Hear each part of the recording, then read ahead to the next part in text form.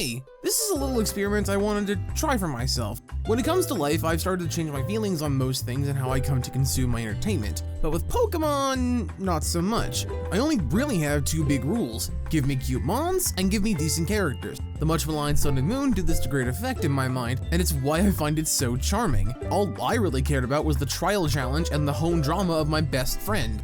No, the actual best friend. Sit the fuck down, Hal. Go be an animation blueprint for Hop in the Corner while the real characters contribute. What was I talking about? Oh, right, this is my own little hype train for Scarlet and Violet by telling you guys which mons I'm looking forward to using in my team. And I'm kinda curious as to what you guys will use as well, cause that always tells you a lot about the person. At least to me it does. Without further ado, here's my prospective team for Pokemon Scarlet and Pokemon Violet.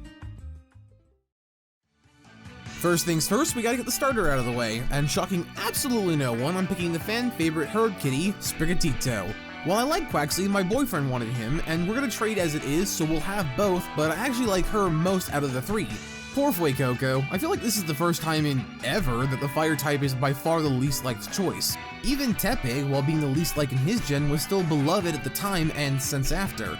Delphox was hated in hindsight, but Fennekin was on par for how much the starters were all liked in Kanto in their first stages. Sprigatito is unique in that it's the first time a grass starter is the clear winner in the fan department. In Sun and Moon, Rowlet was definitely popular, but Litten wasn't trailing far behind. I still say Popplio was the best out of that trio, but what do I know? Anyway, this is a unique set of circumstances, and I want to be in the majority for once. Think about it. In every gen before Alola, the only real question for the vocal part of the fan base was, which side of the couple do they want? While the Green Buddy was just sitting there trying not to look sad while they were left with their participation ribbon.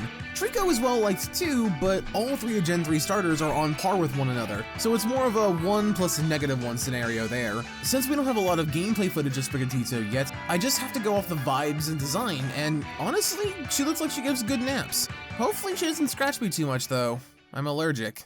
The rest of these are going to be type-based since I like to have mine covered in any game. So this is going to be a big old duh moment, but if possible, I'd like to have Ceruledge on my team. It's big, fire and ghost type with a fucking sword for an arm and a mischievous way of battling. It sounds awesome. But until then, I'll gladly take on the new subterranean ghost pupper, Graveyard. He looks like a Flitwick fused with a dog, and I want its whole line to reflect that. Ghost and Fire and Ghost and Grass are some of my favorite type combinations, which is why, if I can, I'd take a Gengar that has a Flame-type terastallized form. Graveyard is also just one step closer to me having an all-dog team one day. We have Dark/Fire, Electric, Rock, Fairy, Fighting, and if you count Skyform Shaman, Grass, although I think it looks more like a reindeer, but whatever. And now, with this cutie, we have Ghost, so we just need a water type and we'll have all our bases covered. Plus, I mean, come on, we all know that one dog that just likes to sleep and then play and then do nothing in between. So I think he'll fit in just fine with Sprigatito. And Ceruledge? Well, they can just stand there menacingly on guard while we cook. I'm fine with that. This one's for my sister. Her favorite animal is giraffes, and so I thought for my normal type / whatever the fuck it evolves into after, Farigiraf covers that idea perfectly. Although in that same trailer we saw something drop Teddiursa, so you all know that if that thing's in the game, I'm definitely getting it. All new rule be damned. What I like about normal type Pokemon is the potential they have. I rarely see people with a normal type as their favorite mon, and I think that's a shame. Not only because some of the best looking mons come from that type, but much like Arceus and Type Null, they have practically infinite moves to learn and combinations to pull off given they aren't limited by one specific type. All types can learn moves of other types, but it's not always the best idea given the stab technique. For example, my Primarina knows Sing, Draining Kiss, Icy Wind, and Sparkling Aria. Spreading out the type layout is helpful, but the most powerful move in her arsenal is Sparkling Aria, not only because it's her signature move, but also because the type effectiveness bonus is amplified. Same thing with Draining Kiss, as her secondary type is Fairy.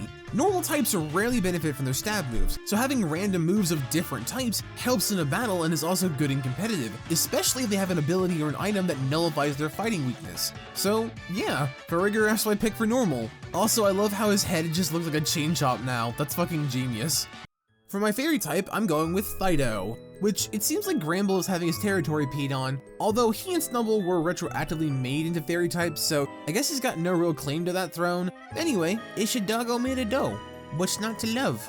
He's got Princess Leia toasty buns for ears, how can I not love him? I just hope he doesn't pull a reverse Yamper and get worse as he evolves. I've said it before and I'll say it again, Bolton is the single biggest glow up in Pokemon history. I legit couldn't stop gawking at the screen when it happened because Yamper is one of my least favorite types of dogs. Corgis are adorable, don't get me wrong, but I like bigger dogs, and I'll be honest, I hate its face. It looks too smushed, and its bark is so annoying. Bolton is more like my kind of dog. I love him and I want to hug his face. Fido, hopefully, will just get better as it evolves like Poochyena, and be like a cake dog, or if you'll forgive the pun, a hound cake. Yes, thank you, I'm terrible. I'll see myself out now.